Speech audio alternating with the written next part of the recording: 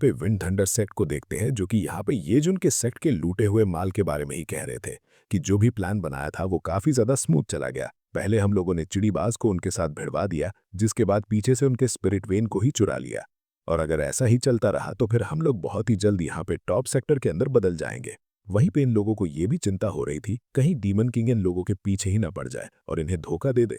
लेकिन इन्हें इस चीज से भी डरने की जरूरत नहीं थी, क्योंकि यहाँ पे फेदर्ड इमॉर्टल सेक्टर से कोई बंदा आया था जो इन लोगों के सेक्टर के साथ रह रहा है। जिसके बाद हम लोग चाय युआन हाई को देखते हैं, जो कि विंड थंडर सेक्टर का मास्टर है। और वो यहाँ पे किसी एल्डर मुंह से कह रहा था कि मैंने सुना कि मेरा बेटा वहाँ पे कई सारी चीजों को बहुत ही ज्यादा अच्छे से कर रहा है और वो यहाँ पे किसी बहुत ही ज्यादा बड़े वनरेबल एल्डर का डिसाइपल भी बन गया है। इसके बाद हम लोग एल्डर मुंह को देखते हैं, जो कि यहाँ पे चाय युआन हाई से कहता है कि जैसा कि मैंने कहा, मैं यहाँ पे यही न्यूज़ देने के लिए आया हुआ था। तुम्हारे बेटे के हाथ में ग्रेट सैंड वनरेबल टेक्निक मिल गई है और साथ ही में उनके टीचर भी। इसलिए तुम्हारा बेटा बहुत ही जल्दी एक बहुत बड़ा लेजेंड बनने वाला है। जिस पे चाय युआन हाई काफी ज्यादा खुश हो जाता है और वो आगे से कहता है, मुझे पता था मेरे बेटे के पास इमॉर्टैलिटी का यहाँ पे पोटेंशियल है। इसके बाद एल्डर मुंह अपने पास से यहाँ पे एक नासन सोल रियल्म वाली पिलविल निकालते हैं और चाय युआन हाई को देते हुए कहते हैं कि ये तोहफा है जो कि तुम्हारे बेटे ने भिजवाया है। जिस पे चाय युआन हाई और उसके जितने भी चेले थे वो सभी काफी ज्यादा खुश हो जाते हैं, क्योंकि ये बिल उन लोगों को डायरेक्ट यहाँ पे नासन सोल रियल्म का कल्टीवेटर बना देगी। इसलिए चाय युआन हाई काफी ज्यादा खुश था। वो आगे से कहता है, मेरा बेटा मेरे लिए ध्यान रख रहा है। साथ ही में चाय युआन हाई यहाँ पे एल्डर मुंह से ये भी कह देता है कि एक छोटी सी प्रॉब्लम और है जनाब, एक डीमन किंग हम लोगों को परेशान कर रहा है, उसके बारे में क्या? जिस पे एल्डर मुंह आगे से कहता है, उसको हम देख लेंगे, आप चिंता ना करिए। जिस पे चाय युआन हाई और भी ज्यादा खुश, वो आगे से कहता है कि आप यहाँ पे आए हम लोग धन्य हो गए। और ये आगे से सफाई भी दे रहा था, अगर हम लोगों ने डीमन किंग से पंगा ना लिया होता तो फिर आज हम लोग यहाँ पे रिसोर्स को लूट ना पाते कुछ लोगों से। खैर उसी टाइम में यहाँ पे ये जो एंट्री मारता है और उसका धमाका कुछ ज्यादा ही भयंकर था, तो सभी लोगों का ध्यान उस तरफ हो जाता है और ये उन लोगों से कहता है, अच्छा ये है तुम लोगों का विंड थंडर सेक्टर। चैन युआन हाई पीछे मुड़ के कहता है कि कौन है जो मेरे इलाके में इस तरीके से बवाल मचाने के लिए आया हुआ है? जिस पे ये जो आगे से कहता है कि वो मैं हूं जो यहाँ पे तुम्हारे इलाके के अंदर बवाल मचाने के लिए आया हुआ हूँ। वहीं पे उन सभी लोगों को येजुन की ऑरा से समझ में आ जाता है कि वो नासन सोल रियल्म पे है। वहीं पे येजुन ने अपनी क्वेस्ट पूरी कर ली थी, तो सिस्टम उसे यहाँ पे human king seal and great wide art technique देता है। वहीं पे चैन युआन हाई को ये नाम सुना सुना सा लग रहा था, लेकिन उसे ये समझ में नहीं आ रहा था कि ये बंदा है कौन, और उससे पूछता है कि तुम हमारे सेट के अंदर किस लिए आए हुए हो? जिस पे येजुन अपना पूरा बायोडेटा देता है और आगे से कहता है कि बेवकूफ ना बनो, तुम लोगों ने डीमन के साथ टीम अप करके हमारे ऊपर हमला किया और हमारे माल को लूट लिया। डीमन को तो मैं पहले ही मिटा चुका हूं, अब तुम्हारी बारी है। तब जाके चैन युआन हाई को येजुन के बारे में याद आता है कि ये वही बंदा है जिसने अपनी सारी कल्टीवेशन खो दी थी, लेकिन अब अचानक से नासन सोल रियल पे आ गया है। और उसे पता था अगर ये यहाँ पे है तो फिर डीमन किंग पहले ही मारा जा चुका है, अब उनका अगला नंबर लगने वाला है। इसलिए वो पीछे मुड़ के एल्डर मुंह से कहता है कि हमें ये करना चाहिए क्या कुछ और वो मन के अंदर यही सोचता है कि जब तक एल्डर मुंह यहाँ पे है तब तक उसे किसी भी चीज की चिंता नहीं है, वो रिलैक्स कर सकता है। तो फिर एल्डर मुंह की कल्टीवेशन येजुन से ज्यादा थी, तो वो येजुन के सामने धौंस जमा रहे थे ये कहते हुए, अपने घुटनों पे बैठ जाओ और अपने हाथ पैर तोड़ लो, तो फिर मैं तुम्हें जिंदा छोड़ दूंगा। लेकिन ये जोन उनको बिल्कुल भी सीरियस नहीं लेता। वो आगे से कहता है, क्या अरे बुढ़े, हड्डी टूट गई क्या तेरी जो इस तरीके से जवानी उछाल मार रही है? जिस पे एल्डर मो की सुलग जाती है। जिसके बाद वो आगे से यहाँ पे अपने और कल्टीवेशन को रिलीज करते हैं, जिसका ऑरा यहाँ पे काफी ज्यादा हाई था, तो वो सभी लोगों को उड़ाते हुए जा रहा था। और सभी लोगों को समझ में आ जाता है कि एल्डर मो यहाँ पे डे ट्रांसफॉर्मेशन रियल में है, और उन्हें यकीन हो गया था कि ये जोन तो गया, अब उसकी यहाँ पे फील्डिंग सेट हो चुकी है। वैसे लेचन योलोहाई काफी ज्यादा खुश था और वो ये जोन से कहता है कि तुझे क्या लगा कि तू यहाँ पे आएगा और कुछ भी कर लेगा? आज तेरा खेम खत्म है बेटे, और तू जैसे ही यहाँ पे खत्म हो जाएगा वैसे ही हम लोग यहाँ पे परफॉर्म ह्यूमन सेक्ट को इस दुनिया से ही मिटा देंगे। तो इसके बाद वो ये जोन से कहता है कि भीख मांगो तो फिर मैं यहाँ पे तुम्हें शायद से छोड़ दूं। लेकिन ये जोन का चेहरा बता रहा था कि उसे घंटा फर्क नहीं पड़ता। वो आगे से कहता है कि तुम बस एक डिवाइन ट्रांसफॉर्मेशन रियल में ही हो, कोई भुआ नहीं हो जो यहाँ पे आके कुछ भी कर लोगे। भाई सिस्टम ने ऐसा वरदान दिया है कि भाई कुछ भी कर सकता है, और ये वाला एटीट्यूड पूरे चैप्टर चलता है। बंदा बिल्कुल भी नहीं घबराता किसी भी चीज से, पूरा टाइम एकदम केयर फ्री रहता है। जिसके बाद हम लोग यूनियन और बाकी लोगों को देखते हैं जो कि यहाँ पे विंड थंडर सेक्ट आ चुके थे और वो यहाँ पे बाकी डिसाइपल्स के साथ फाइट कर रहे थे।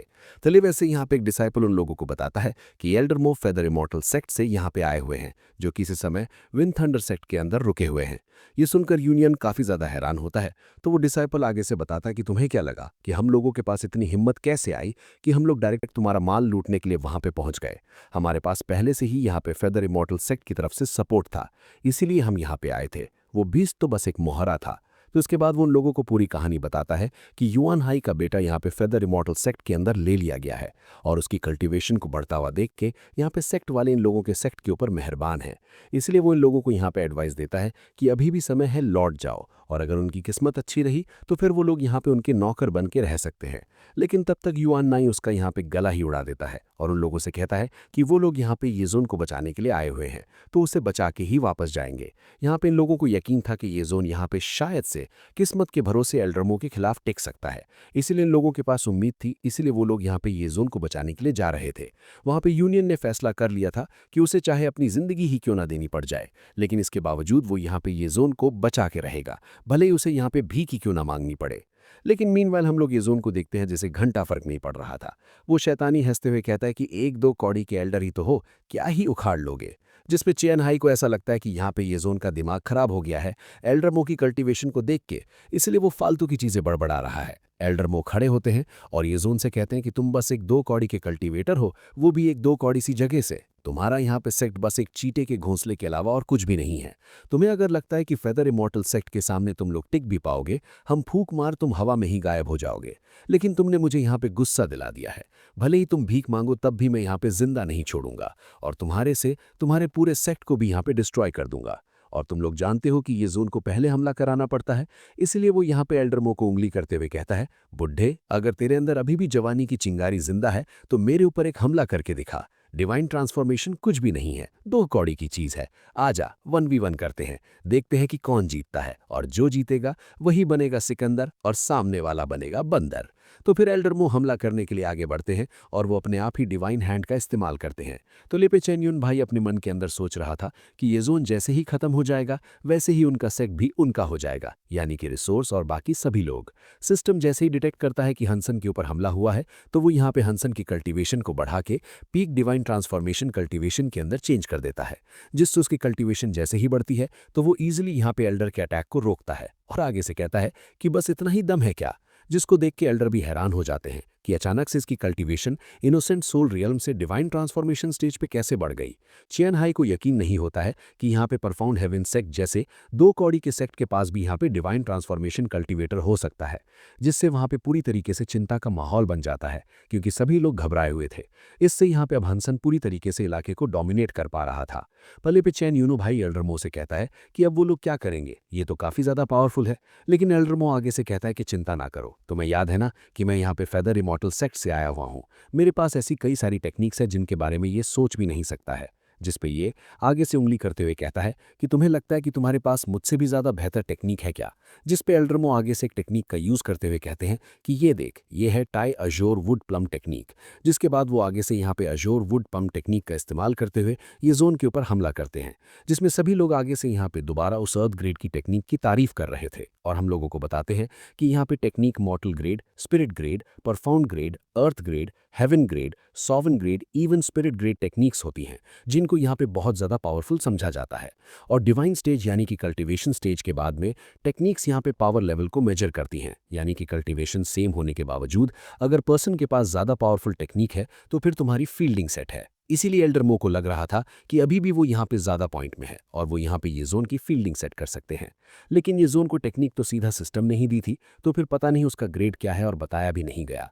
लेकिन ये जोन एल्डरमो से कहता है कि तुम्हें अगर लगता है कि तुम इस तरीके की टेक्निक्स को दिखा के मुझसे जीत सकते हो, इसके बाद वो आगे से ह्यूमन किंग सील का इस्तेमाल करता है। तो फिर हम लोग देखते हैं कि ये जोन के पीछे से यहाँ पे उसकी डिवाइन बॉडी या फिर जो भी कह लो वो आ जाता है और उसको देख के यहाँ पे ये लोग घबरा गए थे और हमें पता चलता है कि यहाँ पे ये जोन की टेक्निक है ना ही सॉवन ग्रेड की है और ना ही हेवन ग्रेड की है। पता नहीं कौन सी ग्रेड की है, लेकिन ये उन दोनों से ही ज़्यादा हाई लेवल की है। जिसके बाद ये जोन आगे से सील का इस्तेमाल करते हुए यहाँ पे एल्डरमो के ऊपर अटैक करता है, जिसका नाम the heaven king reason supreme था। जिसके बाद वो बॉडी अपने हाथ को आगे बढ़ाती है और एल्डरमो को यहाँ पे पकड़ने की कोशिश करती है। तो एल्डरमो आगे से पाम टेक्निक का इस्तेमाल कर रहे थे, लेकिन इसका कोई भी फायदा नहीं था। और जब एल्डरमो को समझ में आ जाता है कि उनका गेम बच चुका है, तो वो आगे से कहते हैं कि मुझे छोड़ दो, फेदर इमॉर्टल सेक्ट के नाम पे ही छोड़ दो। लेकिन ये जोन को घंटा वर्क नहीं पड़ता था। उसे पता था कि उसके सामने कोई भी आ जाए, वो यहाँ पे जीतेगा ही जीतेगा। इसलिए वो आगे से वही लाइन पेलता है कि मैं किसी को उंगली नहीं करता, लेकिन अगर कोई मुझे उंगली करेगा तो फिर मैं उसे सिंगल पीस में भी नहीं छोड़ता। तुम भले ही यहाँ पे मारे जाओ और तुम्हारा सेक्ट आ जाए, वो भी यहाँ पे मारा ही जाएगा।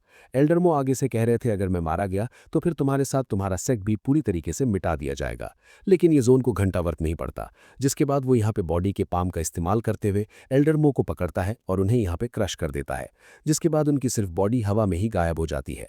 वहाँ पे चेन यून भाई जैसे ही ये देखता है तो वो तुरंत पार्टी बदल लेता है और नीचे झुके यहाँ पे ये जोन से कहता है कि हमें छोड़ दो, हम तुम्हें सर्व करने के लिए रेडी हैं, वो भी पूरी जिंदगी भर। इसी के साथ यहाँ पे जितने भी सेक्टर मेंबर थे वो सभी अपने घुटने टेक देते हैं और ये जोन से कहते हैं कि हम तुम्हारा कुत्ता बनने को भी राजी हैं। ये जोन उस ऑफर को साफ मना कर देता है। तो चियन हाई आगे से कहता है कि मेरा बेटा यहाँ पे बहुत ही ज़्यादा इमॉर्टल बनने वाला है और वो इतने समय यहाँ पे फेदर इमॉर्टल सेट के किसी एल्डर का डिसाइपल है। क्या तुम सच में ये खतरा मोल लेने को राजी हो, क्योंकि वो फ्यूचर में आके तुम्हारे सेक्ट को भी यहाँ पे डिस्ट्रॉय कर सकता है। जिस पे ये और भी ज़्यादा एक्साइटेड हो जाता है, क्योंकि वो इससे यहाँ पे इमॉर्टैलिटी यहाँ पे कल्टिवेशन हासिल कर सकता है। इसीलिए वो आगे से कहता है कि कोई फर्क नहीं पड़ता, जैसा कि मैंने कहा कि आज मैं तुम्हें मिटा दूंगा तो मैं तुम्हें मिटा दूंगा। जिसके बाद वो यहाँ पे अपनी बॉडी का इस्तेमाल करते हुए यहाँ पे उनके सेक्ट के ऊपर हमला करता है और उनके सेक्ट को पूरी तरीके से डिस्ट्रॉय कर देता है। वहाँ पे चेन यून भाई आगे से कहता है कि आज उसने जो यहाँ किया है उसका बेटा 1000 गुना उसे वापस लौट आएगा। जिसके बाद ये जोन उनके सेक्ट को यहाँ पे डिस्ट्रॉय कर देता है और पीछे रह जाती है तो वो नासेंट सोल रियल्म वाली पिला। और ये जोन आगे से कहता है कि मैं इंतजार करूंगा तुम्हारे सो कॉल्ड इमॉर्टल बेटे का आने का, जिसके बाद वो भी तो मेरे एक्सपीरियंस पॉइंट किंग के अंदर बदलेगा।